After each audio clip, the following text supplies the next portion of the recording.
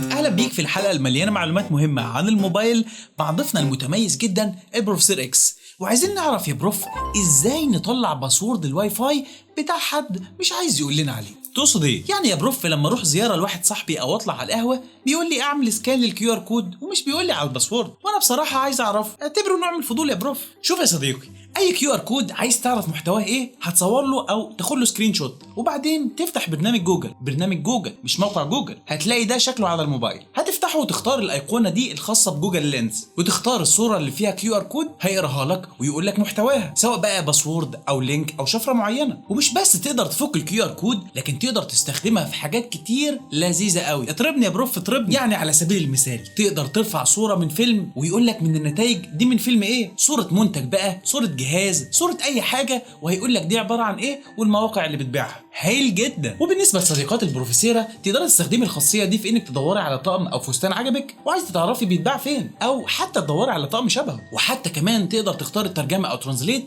وتوجه الكاميرا على اي نص عايز تترجمه وهيترجمه لك فورا يا صديقي. خطير يا برو، بتخلي الواحد كده يستفيد من كل حاجه صغيره على الموبايل. يا باشا احنا يهمنا استفاده المشاهد العزيز. طيب يا بروف، زي ما سالنا الحلقه اللي فاتت يا بروف عن الانترنت المجاني، هل ممكن اعمل مكالمات مجانيه بدون رصيد وبدون شريحه كمان؟ يا سلام، دي حاجه ممتازه جدا. ما هي ممتازه فعلا، بس للاسف على نطاق محدود، وتعالى افهمك النقطه دي كويس. دلوقتي اول لما بتعمل مكالمه من الموبايل فمحاوله الاتصال دي بتعدي الاول على شركات الاتصالات وبيتم مراجعه رصيدك تلقائيا من السيستم. والله لو معاك رصيد هتسمع الرنه، ولو مش معاك رصيد هتسمع عفوا لقد نفذ رصيدكم برجاء الشحن واعاده المحاوله. بالظبط كده، الا انه في ارقام مسموح لك تتصل بيها بدون ما يكون معاك رصيد، اللي هي ارقام الطوارئ. زي عندنا في مصر كده رقم 122 بيوصلك بشرطه الطوارئ زي الشرطه والاسعاف والمطافي. بس هنا في نقطه حلوه جدا ممكن تنقذ حياتك وحياه غيرك. اتفضل يا بروف. قبل ما تفتح شاشه القفل هتلاقي حاجه اسمها الامرجنسي او مكالمات الطوارئ، ودي بتخليك تعمل مكالمه طوارئ بدون حتى ما تفتح القفل بتاع الموبايل. والاحلى بقى من كده انك لو خطك مش جايب شبكه كويسه او حتى لو موبايلك مفيش فيه شريحه خالص فما زلت تقدر تتصل برقم الطوارئ. معنى كده ان لو في مكان مقطوع او لا قدر الله موبايلي اتكسر في حادث، ممكن استخدم موبايل اي حد من اللي حواليا في الحادث واتصل بالطوارئ بدون ما افتح موبايله. عفارم عليك. بس خلي بالك من حاجه صغيره قوي، في بعض الموبايلات القديمه او شاريها من بره دولتك مثلا، لو جيت اتصلت على رقم طوارئ 122 من عند شاشه القفل بدون فتح الموبايل، هتلاقي الموبايل مش هيتصل معاك وهيقول لك ده مش رقم طوارئ. اشمعنى يا بروف؟ لانه يا صديقي موبايلاتنا كلها متصنعه في البلاد الاجنبيه والاوروبيه، ونظام تشغيل موبايلك مش متبرمج على ارقام الطوارئ اللي عندنا. علشان كده لما تتصل بالطوارئ من موبايل شاريه من بره دولتك او قديم شويه، اتصل على 911 او 911، لانه ده الرقم اللي هم متعودين عليه بره، وسيستم شركه الاتصالات هيحول لك الرقم ده اوتوماتيك لرقم الطوارئ في بلدك وليكن 122. بجد شكرا على المعلومه المفيده قوي دي يا بروف. لكن مفيش اي طريقه اعمل مكالمات مجانيه غير مكالمات الطوارئ يا استاذي. زي ما مفيش نت مجاني مفيش مكالمات مجانيه، وما تخليش حد يضحك عليك ببرامج في الكومنتات. بس انا اتفاجئت الحلقه اللي فاتت ان في مجموعه من المتابعين قالوا ان في نت مجاني يا بروف وانهم فاتحين من النت ببلاش. ما هو علشان للاسف في خلط ما بين الانترنت المجاني والانترنت المسروق. يا استاذي انا لو جيت دلوقتي سرقت منك الموبايل ده، هل ممكن اجري للناس واقول انا جبت موبايل ببلاش يا جماعه، ولا اسمها انا سرقت الموبايل ده يا جماعه؟ عندك حق يا بروف، سرقته طبعا. بالظبط نفس اللي بيستخدم برامج وكونفيجات وانجكتور علشان يسرق بيها انترنت من الشركات، هو في الاخر لص مهما كان عنده من المبررات. امال ايه الانترنت المجاني يا بروف؟ الانترنت المجاني يا استاذ هو الانترنت اللي بتديهولك الشركه برضاها. مثلا انترنت مجاني في المطارات او في بعض الاماكن السياحيه زي في الفنادق وفروع شركه الانترنت والمؤتمرات الكبيره. عرفت الفرق يا صديقي ما بين الانترنت المجاني والانترنت المسروق؟ طب بعد اذنك يا بروف رجع لي الموبايل اللي سرقته. ربنا يعوض عليك يا زميلي. طيب عندي طلب مخصوص. دلوقتي واحد صاحبي او شخص ما اضمنوش بعت لي برنامج او لينك على الموبايل، اعرف من فين انه البرنامج ده مش من فيروس او الرابط مش متلغم؟ ويا سلام بقى يا بروف لو طريقه للموبايل والكمبيوتر. بس كده عناية ليك يا صديقي. شوف يا استاذ، الخطوه الاولى والاسرع من الامان لو حد باعت لك ملف او برنامج سواء للموبايل او الكمبيوتر، تقدر تروح على موقع virustotal.com. هتلاقي عندك 3 اختيارات، بتختار ترفع الملف اللي عايز تتاكد منه في اول نافذه، او من النافذه اللي بعدها تقدر تتاكد من اللينك اللي مبعوت لك، وكمان في النافذه الثالثه تقدر تبحث عن اي موقع الموقع علشان تشوف تقييمه واذا فيه اي حاجه خفيه مضره ليك. اما الخطوه الثانيه من الامان انك تجرب التطبيق او البرنامج ده على بيئه منعزله. يعني ايه بيئه منعزله يا بروف؟ يعني بتشغل التطبيق ده بشكل معزول عن بقيه ملفاتك ونظام التشغيل الاساسي، بحيث انه البرنامج ده لو دار ما يقدرش يوصل لملفاتك الاساسيه ولا يضرك في اي شيء. والطريقه دي تحميك من مخاطر كتير قوي زي فيروسات الفديه او الرانسوم وير. ودي نعملها ازاي يا بروف؟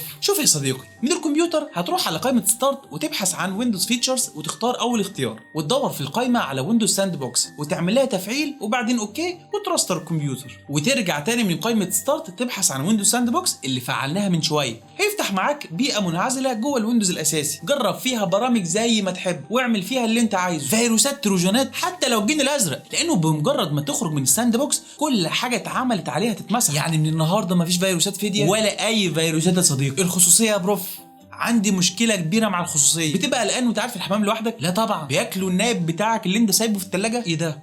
انت عرفت منين؟ كل ما تشوفك تقول لك اديله موبايلك وتفتش فيه. كفايه يا بروف، كفايه ارجوك يا استاذ، ما تزعلش نفسك.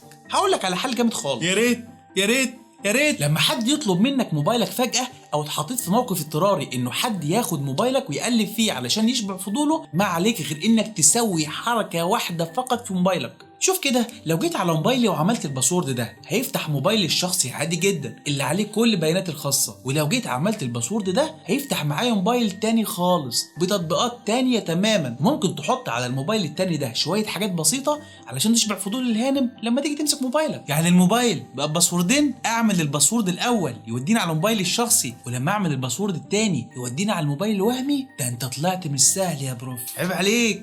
اوعى اليكس. طب اعمل الحركه دي ازاي على موبايلي يا بروف؟ بص يا صديقي، هتدخل اعدادات وتبحث عن سكند سبيس، او لو انت بالعربي اسمها الواجهه الثانيه، وبعدين هتعملها تفعيل. هتصبر شويه لغايه ما يجهز لك الموبايل الثاني او الواجهه الثانيه. بعدها هيطلب منك تدخل باسوردك القديم علشان نتاكد من هويتك قبل ما يطلب منك تعيين باسورد الموبايل الثاني. اعمل له باسكود او رسم نمط، وممكن تعمله ببصمه صباع تاني، وبس كده. لما تدخل النمط الاساسي هيدخلك على الفون الاساسي، ولما ترسم النمط الجديد هيدخلك على الموبايل المخفي، وكذلك بالبصمه. كده يفتح الموبايل الاساسي وكده يفتح الموبايل المخفي، وما تشيلش هم الهانم تاني. سترتنا الله يسترك. بس خلي بالك الخاصيه دي بيختلف اسمها من موبايل للتاني. يعني مثلا في موبايلات شاومي اسمها سكند سبيس، فدور على جوجل بقى علشان تعرف اسمها ايه لموبايلك. تاني سؤال عندي في الخصوصيه يا بروف، هل الانكوجنيتو مود في متصفح زي كروم بيحميني من التتبع وبيحافظ على سريه تصفحي؟ ولا اي حاجه من الكلام ده يا صديقي. حتى جوجل نفسها قالت لك احنا شايفين انت بتعمل ايه لو فاتح من متصفح كروم. كل اللي بيعمله انه مش هيحفظ المواقع اللي انت بتزورها في سجل التصفح او الهيستوري، لكن جوجل كروم عارف انت بتبحث على ايه، شركه الانترنت عارف انت بتتصفح ايه. الله الله الله الله الله. حتى المواقع اللي بتزورها بتجمع بيانات عنك عادي جدا. يا فضحتك اكس، يعني كل ده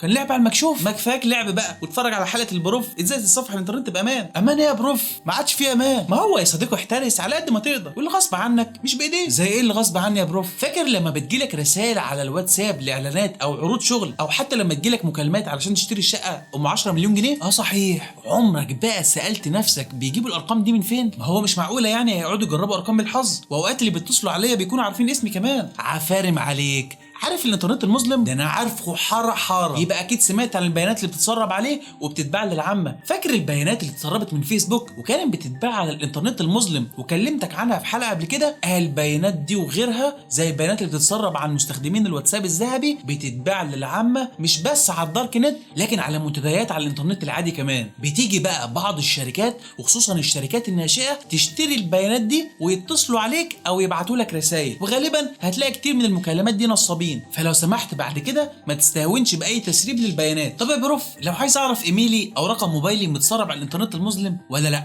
اعمل ايه يا باشا؟ تابعنا على تيك توك، هنطلع معاكم لايف قريب قوي، هندخل الانترنت المظلم مباشره ونشوف هندور على تسريب بياناتنا ازاي. الروت حلو ولا لا؟ انت هتاكله ولا ايه يا بروف؟ اصل انا دورت كتير على حوار الروت للموبايل وعرفت انه مميزات كتير قوي، ومش عارف اعمل روت للموبايل ولا لا. اقول لك ملخص الروت من الاخر، اديني الزتونه. شوف يا صديقي، الروت ده يعني الجذور، فهو عباره عن الملفات الخاصه بجذور نظام التشغيل اللي على موبايلك. الشركه بقى اللي مصنعه لك الموبايل بتمنعك وبتمنع البرامج من الوصول للجذور دي علشان حمايتك وحمايه خصوصياتك، وبرضه علشان تحمي نظام التشغيل من العبث اللي ممكن يتم بسببك. زي بالظبط لما يجي لكم ضيوف بتدخلوهم الصالون مش اوضه النوم. صحيح في بقى بعض البرامج والمميزات اللي بتحتاج انك تعمل روت علشان تشتغل على الموبايل، وتعمل روت يعني تكسر الحمايه اللي عاملاها الشركه لجذور نظام التشغيل. المميزات دي زي ايه يا برو؟ زي استعاده الملفات المحذوفه، زي برامج اختراق الواي فاي، وزي برضه برامج تحسين جوده الصور اللي طالعه من الكاميرا. ياه، ده غير الحريه اللي بيوفرها لك الروت في تخصيص وتعديل شكل نظام التشغيل زي ما تحب. قول لي بقى على الجانب المظلم للروت،